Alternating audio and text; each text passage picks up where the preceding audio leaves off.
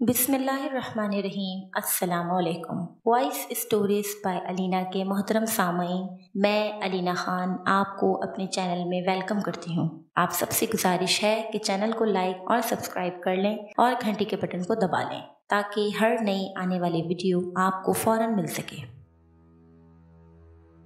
حجاب اپنا پیریڈ لینے کے بعد اسکول کی کینٹین میں بیٹھ گئی۔ اس نے اپنے لیے چائے منگوائی۔ جو گزشتہ 3 دن میں ہوا تھا وہ سب اس کے مزاج کے خلاف تھا۔ وہ سب حجاب نہیں چاہتی تھی۔ وہ انہی سوچوں میں گم تھی کہ اسے پیغام پہنچا کہ پرنسپل صاحبہ اسے بلا رہی ہیں۔ وہ آفس گئی۔ پرنسپل صاحبہ نے اسے خوشخبری سنائی۔ وہ ایک عام ٹیچر سے وائس پرنسپل بن گئی تھی۔ تنخواہ بھی اچھی بھلی بڑھ گئی تھی۔ یہ خبر سنتے ہی حجاب اپنی ساری پریشانی بھول گئی۔ تمہیں یہ ترقی مبارک ہو، لیکن ہمیں افسوس ہے کہ ہم ایک اچھی ٹیچر سے محروم ہو گئے ہیں۔ تمہاری ٹرانسفر بھلوال ہو گئی ہے۔ اسکول کے ہاسٹل سے تمہاری رہائش کا بندوبست بھی ہو گیا ہے۔ پرنسپل نے ٹرانسفر لیٹر حجاب کی طرف بڑھایا۔ حجاب نے ٹرانسفر لیٹر لیا اور پھر سے سوچوں میں ڈوب گئی۔ چہرے پر پھیلی مسکان ایک ہی ساتھ میں غائب ہو گئی۔ پرنسپل نے گہری نظر سے حجاب کی طرف دیکھا۔ مس حجاب، آپ کس سوچ میں پڑ گئیں؟ آپ چاہیں تو وہاں کوئی کرائے کا گھر لے کر اپنی فیملی کے ساتھ رہ سکتی ہیں، اور اگر آپ ہاسٹل میں ہی رہیں تو اپنی تنخواہ سے آپ اپنی فیملی کے لیے بہت کچھ کر سکتی ہیں۔ لیکن حجاب کو اپنی فیملی سے دور جانے کا دکھ ترقی کی خوشی سے کہیں زیادہ تھا۔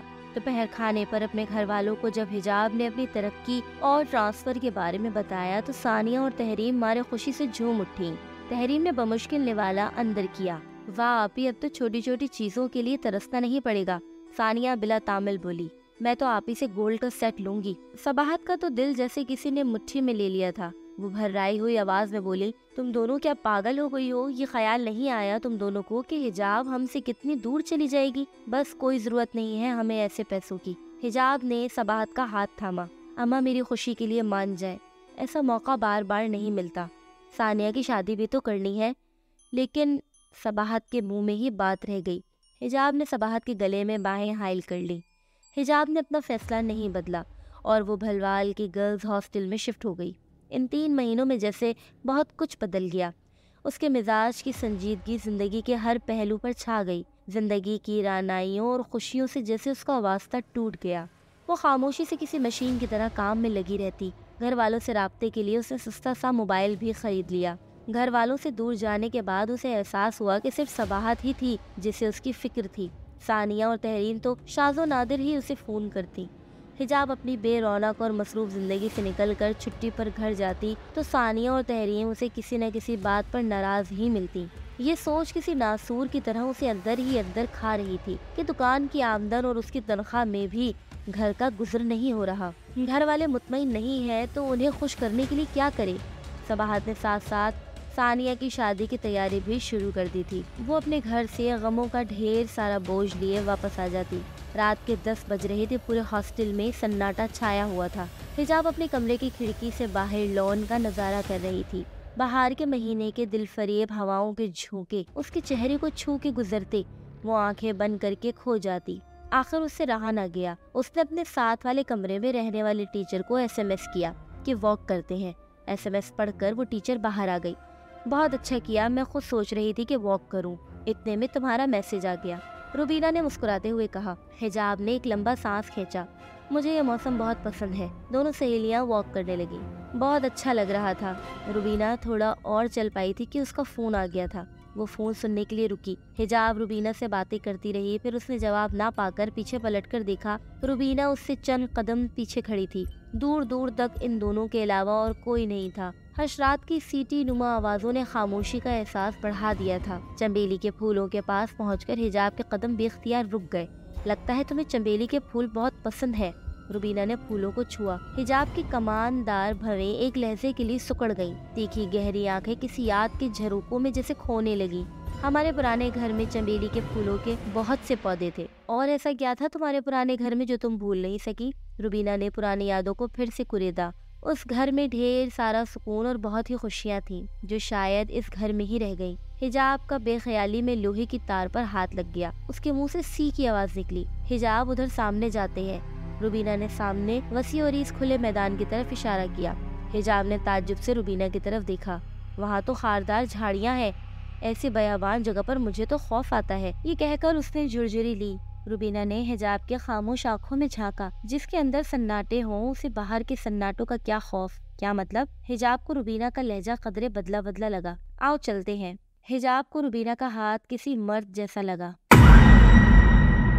وہ دھیرے دھیرے چلتی ہوئی روبینہ کے ساتھ خاردار جھاڑیوں کی طرف چلی گئی۔ وہ دونوں خاردار جھاڑیوں پر پاؤں رکھ کر ایک دوسرے کا ہاتھ تھامے آگے بڑھ رہی تھیں۔ حجاب چھوٹی چھوٹی چیخیں مارتی آگے بڑھ رہی تھی۔ اس کا دوپٹہ کسی کانٹے سے اٹک گیا۔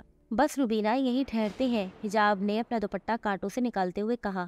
حجاب نے روبینہ کی طرف گہری نظر سے دیکھا۔ اور یہ تمہیں خاردار جھاڑیاں اور کانٹے کیوں بھانے لگے؟ تم تو کھلے سوچ کی چنچل لڑکی ہو۔ تیز تیز بولتے ہوئے روبینہ انتہائی ٹھہرے ہوئے لہجے میں بولی۔ خاردار جھاڑیوں سے بھری اندھیروں میں ڈوبی ہوئی اس کھلی زمین کی طرف دیکھتے ہوئے، ستاروں کے جگمگاتے ہوئے آسمان کی طرف دیکھو۔ اپنی نظروں کی وسعتوں سے تم چند لمحوں میں زمین اور آسمان کا فاصلہ ختم کر دو گی، اور پھر تمہیں محسوس ہوگا جیسے تمہارا جسم کسی ہیولے کی طرح آسمان کی طرف پرواز کرنے لگا ہے۔ اپنی لاشعوری قوتوں کو تیز کرنے کی ایک مشق ہے، کرو گی؟ ہاں، یہ کہہ کر حجاب نے اندھیروں میں ڈوبی ہوئی ویران جگہ کی طرف دیکھتے ہوئے آسمان پر نظریں مرکوز کر لی۔ چند لمحوں کے بعد اس کی آنکھوں کے پردوں کے پردہ بصارت سے زمین کا عکس ختم ہو گیا اور وہ آسمان کے اندھیروں میں کھو گئی۔ پھر جیسے اس کے پاؤں تلے سے زمین نکل گئی اور وہ خود کو ہوا میں معلق محسوس کرنے لگی۔ ان لمحوں میں اس کے ذہن پر اپنا پورا کنٹرول تھا۔ وہ جب چاہے یہ مشق ختم کر سکتی تھی، مگر جب اس کا جسم کسی ہیولے کی طرح آسمان کی طرف پرواز کرنے لگا تو اس کا ذہن اس کے کنٹرول میں نہیں رہا۔ کوئی غیبی طاقت اسے اپنی طرف کھینچے لے جا رہی تھی۔ کسی نے اس کا ہاتھ مضبوطی سے تھام رکھا تھا۔ اس کی چیخ نکل گئی جب اس ہوائی جسم نے اس کا دوسرا ہاتھ بھی اپنے ہاتھ میں لے لیا۔ وہ خوف سے چلائی، کون ہو تم؟ وہ ہوائی جسم اپنے مادی وجود میں آ گیا، اضحاد۔ حجاب کھل اٹھی جیسے کوئی اپنے پیار کو دیکھ کر خوش ہو جاتا ہے۔ اضحاد نے خفیف سا اس کے چہرے کو چھوا۔ میں جانتا تھا کہ اس پیارے موسم میں تم باہر ضرور آؤ گی۔ حجاب کی آنکھوں میں نمی تیرنے لگی۔ اس نے شکوہ بھری نگاہوں سے کہا، مجھے چھوڑ کے کیوں چلے گئے؟ تم نے تو مجھے دوست کہا تھا نا؟ دوست تو اس طرح نہیں چھوڑتے۔ میں نے کب چھوڑا؟ تم نے مجھے محسوس کرنا چھوڑ دیا۔ میں تو ہمیشہ تمہارے آس پاس ہی تھا۔ اضحاد نے انگلی سے اس کا چہرہ اوپر اٹھایا۔ تم تو مجھ سے خوفزدہ تھیں تو یہ لہجے میں اپنائیت کیسی؟ حجاب نے اپنی زبان کو دل کی ترجمانی کرنے سے نہیں روکا۔ وہ بے اختیار بول اٹھی، پتہ نہیں اضحاد، تمہارے جانے کے بعد مجھے یوں محسوس ہونے لگا کہ کوئی غمگسار عزیز دوست مجھ سے جدا ہو گیا ہے۔ تم یقین کرو، میں پیر سبحان کو بلانا نہیں چاہتی تھی۔ اضحاد نے حجاب کے لبوں پر ہاتھ رکھ دیا۔ میں سب جانتا ہوں، میری اصلیت ظاہر ہونے سے تمہیں کس قدر اذیت سے گزرنا پڑا۔ کوئی مجھے تم سے دور کرنے کے لیے تمہیں نقصان پہنچا سکتا ہے۔ مجھے بہت محتاط رہنا ہوگا۔ تمہیں جب بھی میری ضرورت ہو بس دل میں یاد کرنا، میں آ جاؤں گا، جیسے تم نے اپنے پرائے گھر کے ساتھ مجھے بھی یاد کیا تھا۔ حجاب کے لبوں پر مسکراہٹ بکھر گئی۔ اضحاد نے چند ساعتوں کے لیے اپنی آنکھیں بند کی اور پھر کھول لیں۔ تمہیں اب واپس جانا چاہیے، تمہاری سہیلی روبینہ تمہیں ڈھونڈ رہی ہے۔ تمہیں ترقی مبارک ہو، تمہارے لیے تحفہ لایا ہوں۔ یہ کہہ کر اضحاد نے نگینوں سے جڑا ہوا سونے کا کڑا حجاب کے بازو پر پہنا دیا۔ حجاب پر ایک دم خوشی طاری ہو گئی۔ وہ کب نیند کے آغوش میں چلی گئی اسے علم ہی نہ ہوا۔ روبینہ کی آواز اس کے کانوں سے ٹکرائی تو وہ بمشکل گہری نیند سے جاگ گئی۔ حجاب نے مبہوت نظروں سے روبینہ کی طرف دیکھا اور ارد گرد نظر دوڑائی۔ خاردار جھاڑیوں والی اس ویران جگہ پر تھی جہاں سے اس نے زمین و آسمان کے وسعتوں کو اپنی نظروں میں سمونے کی کوشش کی تھی۔ میں تمہیں پورے ہاسٹل میں ڈھونڈتی رہی اور تم یہاں ان جنگلی جھاڑیوں میں سوئی پڑی ہو۔ تم ہاسٹل کے اس ویران حصے میں کیوں آئی ہو، وہ بھی اس اندھیرے میں؟ روبینہ سوال پر سوال کیے جا رہی تھی اور حجاب حیرت سے پھٹی پھٹی آنکھوں سے روبینہ کی طرف دیکھ رہی تھی۔ روبینہ، تم خود تو مجھے یہاں لے کر آئی تھی۔ میں تمہیں یہاں لائی تھی؟ روبینہ پریشان سی ہو گئی۔ پھر اس نے حجاب کو سہارا دیتے ہوئے اٹھایا۔ تم اٹھو، میں تمہیں کمرے تک لے جاتی ہوں۔ روبینہ حجاب کو اس کے کمرے میں لے آئی۔ اس نے اسے چائے بنا کے دی اور اپنا چائے کا کپ لے کر اس کے پاس بیٹھ گئی۔ تو تم یہ کیوں کہہ رہی تھی کہ میں تمہیں اس جگہ لے گئی تھی؟ ہم دونوں تو تھوڑا سا ہی ساتھ چلے تھے کہ میرا فون آ گیا۔ میں موبائل لے کر جھمکا بیل کے پاس کھڑی ہو گئی۔ تم واک کرتے ہوئے آگے چلی گئی۔ امی کا فون تھا، مجھے کافی دیر لگ گئی۔ فون سننے کے بعد میں تمہیں ڈھونڈتی رہی۔ اگر تم میرے ساتھ نہیں تھی تو میرے ساتھ کون؟ اس ادھورے سوال کے ساتھ ہی حجاب کے ذہن میں اضحاد کا خیال آیا۔ کیا اضحاد روبینہ کے روپ میں اس کے ساتھ تھا؟ وہ خود سے سوال کرنے لگی۔ لگتا ہے تم نے کوئی خواب دیکھا ہے جسے تم سچ سمجھ رہی ہو، روبینہ نے کہا۔ ہاں، شاید میں نے کوئی خواب دیکھا تھا۔ حجاب نے یہ کہہ کر روبینہ کے ذہن میں اٹھنے والے سوالوں کو ختم کر دیا۔ اس سے چائے کا کپ اٹھاتے ہوئے روبینہ کی طرف دیکھا۔ تم اپنے کمرے میں جا کر آرام کرو، سوری میں نے تمہیں اتنی تکلیف دی۔ روبینہ کی نظر حجاب کے بازو پر پڑی۔